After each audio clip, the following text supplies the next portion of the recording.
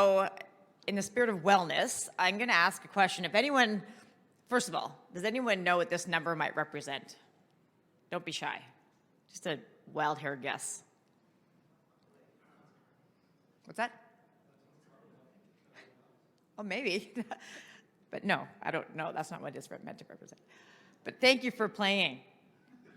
There's a prize for you at the end. Anybody else? That's a good guess. That's what my husband guessed, because it's close to a population. Okay, it's not that. So, okay, I'll share the big event. So this is actually how many companies there are in the world, which is a pretty staggering number. So that's small and large, you know, every size. But that's a lot of companies. And the reason that I put that up there is because I'm going to talk today about global sustainability from a corporate perspective and the power of companies in transforming our world. That's what I've dedicated my career to. And I realized when Frank asked me to speak, I'm like, he's asking me to speak because I've just been doing this so damn long, like almost 3 decades. So I'm going to talk today about my experience. Is this just a fast forward here? Here we go. And just share some of my learnings, insights as through my journey of doing corporate global sustainability for a long time. And some of the changes I've seen and what a kind of a little bit of a crystal ball, these guys maybe teed up some of that. But so I'm currently working for a global chemicals company called Arxada. We're a private equity held company. I've always worked for global public companies, so this is an interesting journey as well. We're located in Switzerland, but we will operate globally. I have one of my colleagues here all the way from Switzerland. Astrid is here, which is really cool. And so my passion is around the power of companies. So another wellness thing. So stand up if you work for a company. Just stand up. Awesome. I'm in the right room. Look at that. Everybody. Yay. Okay. So almost everybody. One person maybe is a nonprofit. Yeah, there you go. That's an organization, but we'll count you in. Okay. So what can companies do? Companies can transform our world because companies employ a lot of people, right? Most people work for a company and they make a living. Companies innovate. And there's a role for government, super important. There's a role for nonprofits, super important. But really, it's the companies that innovate and create these new awesome technologies like we just heard about and things that we use every day. At Arxada, we are a chemical ingredient manufacturer. So when you're putting on your makeup, you're washing your hair, maybe you're painting your house, there's wood treatment, there's all kinds of ingredients that go into every product. That's the kind of thing that we do at our company. So it's really neat to see how do we do that in a sustainable way. So I'm going to talk about my journey. I only have 4 slides, and I'm already on the 3rd one. So it's not going to be a big text-heavy presentation. I'm going to do more of a storytelling style. So my journey started when I was doing my master's degree in health science, and I worked in the chemicals industry way back when, a million years ago at Shell Canadian, like my friend here, Granite. And I worked for Shell Chemicals and Novacor Chemicals. And at the time, makes you sound super old, but there really wasn't even anything called sustainability. Everything was environment here, and then health and safety over here, and it was this big transformational thing when E, H, and S came together. And but we were still doing sustainability. So this idea of the word sustainability is interesting because there was a time period where there was a lot of conversation and people wondering, how do we define it? What does sustainability mean? And that's still a conversation we have today. But the beautiful thing is that I'm like so past that. I say, well, what do you want to do in the world? What do you do in the world? What does your company do? And how can you do that in a way that is better for the world than worse for the world? And you've probably read the book that Paul Pullman and Andrew Winston have put out about net positive and being a corporation or an organization that gives more than it takes. So that's really what I think companies, if you can have a North Star of giving more than you take, then I think you can achieve some really pretty very big things, right? And you don't have to do everything. A lot of the time people get tripped up because they think about sustainability and they think of all the things. They're like, oh, that's a lot. Sustainability is a really big topic. Yeah, it is, but you don't have to solve every single thing, and you don't have to solve it all today. So So I'm going to talk a little bit about some of the strategic must-haves, and one of them is don't try and do everything right away. But you also can't cherry pick. So you can't say, you know what, I think this year we're going to really care about our people, and then next year, let's tackle carbon. You kind of have to do a little bit of it all, and prioritize, but you need to figure out how to do that. And it is complicated. When you're working for global companies, all of these companies are global, operating, and most of them not based, half of them based in the US, half not. You have a super complex environment to work in because you've got a lot of different regulatory considerations, you've got different social considerations. As a Swiss-based company, I'm learning there's all kinds of different rules and in the way that even hiring happens in different companies. So when you're thinking about strategic must-haves, you have to be adaptable and flexible on how you're going to approach sustainability and figure out, again, getting back to that purpose of like, what's your company, what do you do, and how do you incorporate that into your business? You mentioned earlier about embedding sustainability into your business, integrating it. I think that's a strategic must-have. If this is a bolt-on or like, oh, the sustainability team will do that. That's how it used to be back in the day. Oh, there's a sustainability person, they'll do that. That doesn't work. You're only going to achieve a few things, right? So you have to embed that into your business model. And I've always said, like, you don't want to have a great big sustainability team. That's not my goal or my objective. You need to have some people coordinating some stuff, but everybody, I always say this, it's a team sport. Sustainability is a team sport. There's something for everybody. Everybody plays a role. If you're someone in procurement, then you need to think about how you buy things. How do you do that more sustainably? How do you think about how you're transporting things? Are you looking at your scope 3 emissions? So there's lots of questions you might be asking. If you're in sales, connect with your customer. Figure out, use that cool technology. Figure out what their desires and needs are from a sustainability perspective. How can you help them achieve their sustainability goals? Most companies now have a science-based target. Does anyone have a science-based target? Show of hands, a few of you in the room. If you're a bigger company, you're probably doing it. If you're smaller, maybe not quite yet. Everyone's asking, what's your product carbon footprint? If you make a product, tell us your product carbon footprint. That's hard. It's hard stuff. You need a lot of data. You need data systems. I think this generative AI thing and sustainability is going to be huge for scope 3.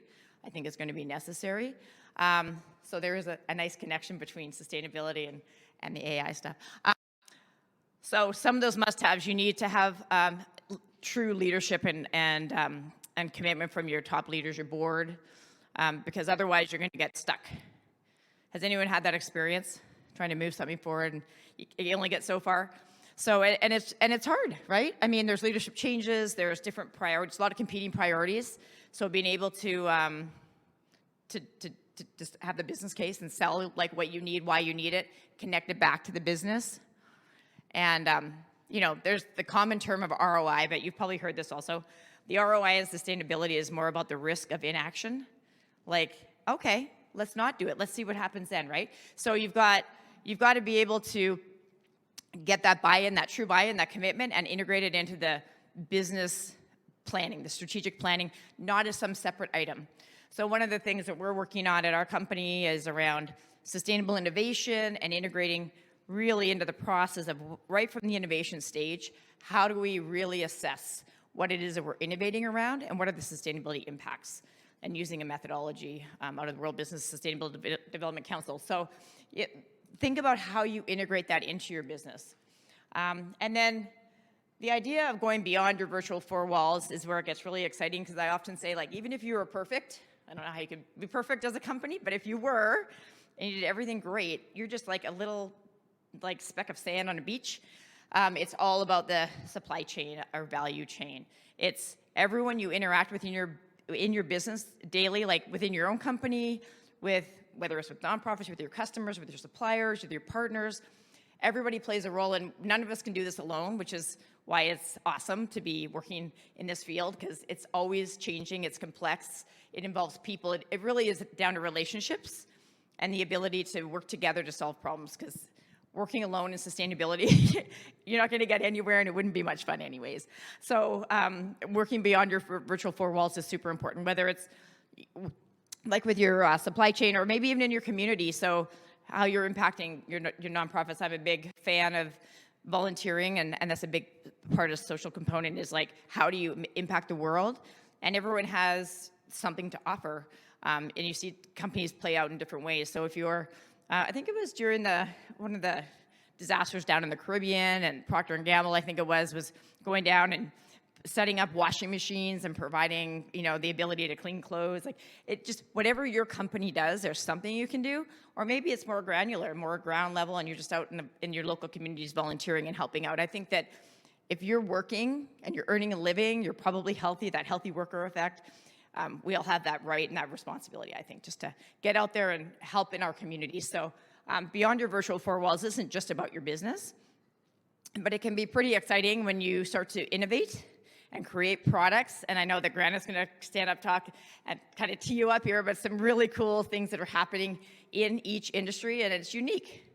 It's unique to your industry. We make chemicals, so we have different opportunities than someone who might make concrete. So, so whatever it is that you do, there's a huge impact. And so this gets down to these. Does anyone recognize these guys?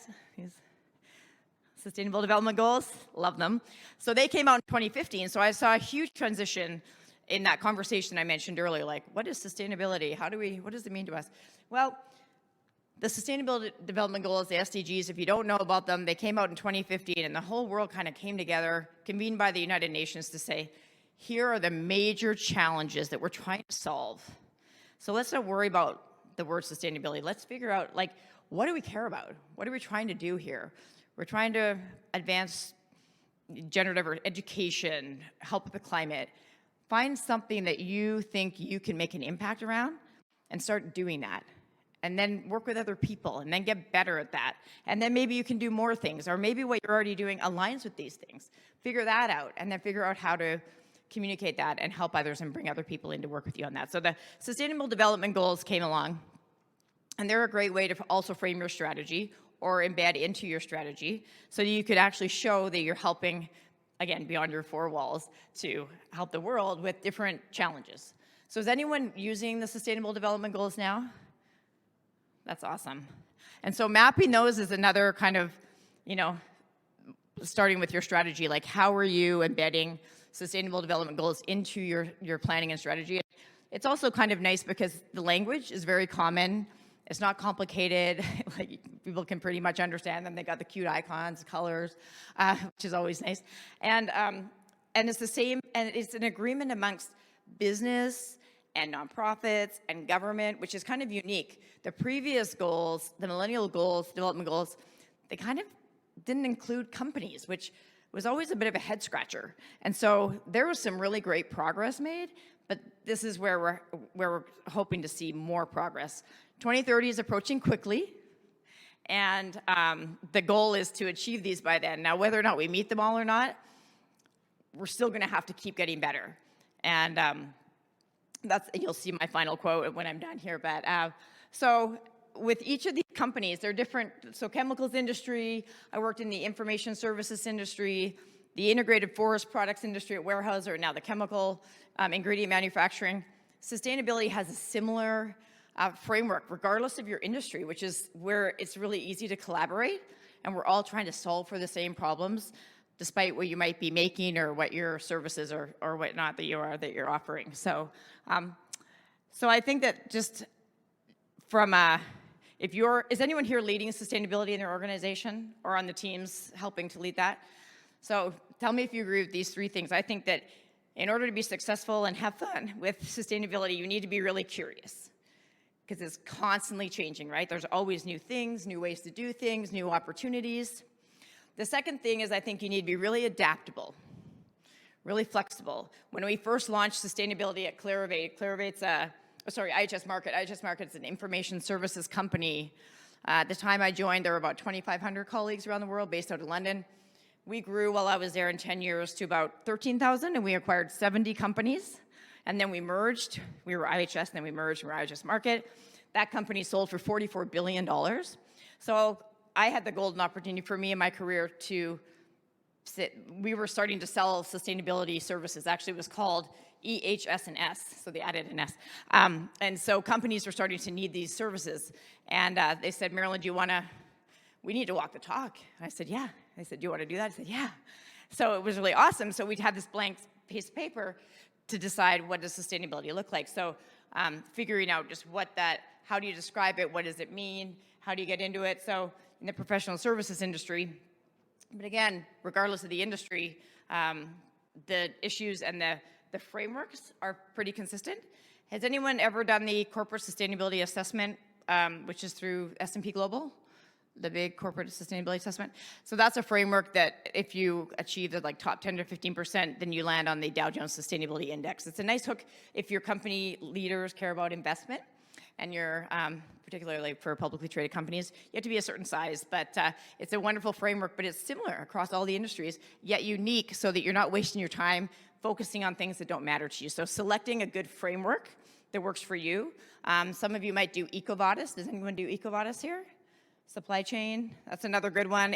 It's comprehensive across all the dimensions of sustainability, but you don't have to figure out what should I focus on. Like, there's so much out there to help with regards to what you might want to do. Obviously, there's the GRI, the Global Reporting Initiative, which is a comprehensive framework, voluntary.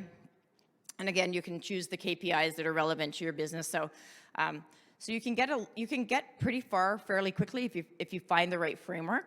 And if your customers are asking you to do certain things like the EcoVadis assessment, then that also helps because you want to be, providing what your customers need. And so looking ahead, I think that the generative AI is going to play a bigger role. Data systems, what we're finding is that data is the king.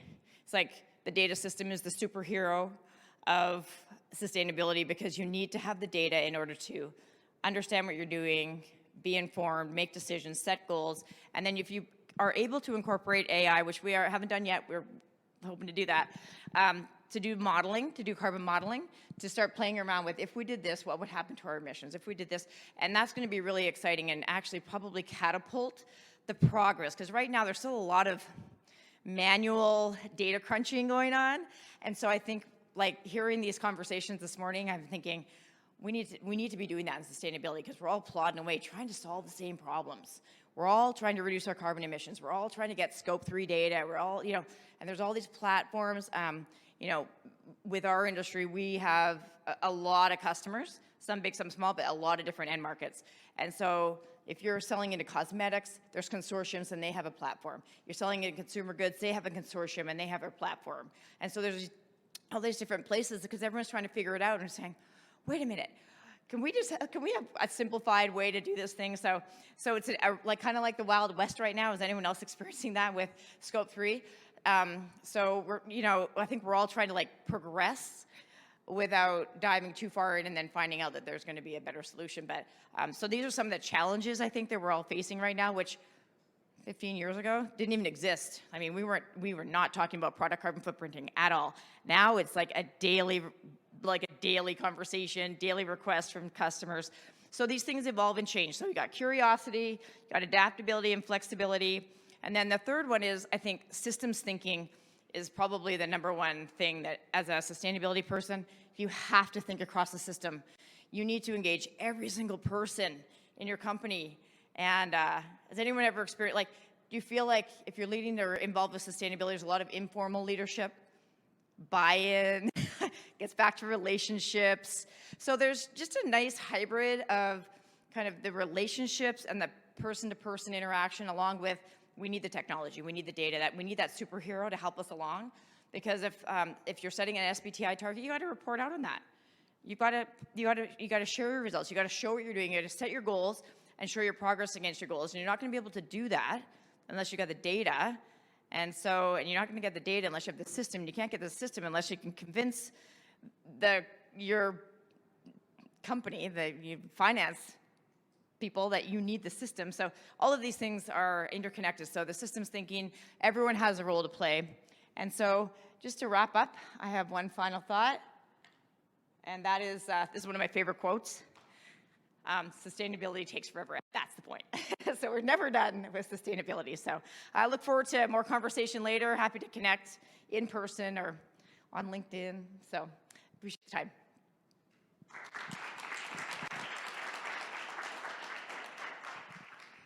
All right. Thank you, Marilyn. That was very informative. A lot of that resonates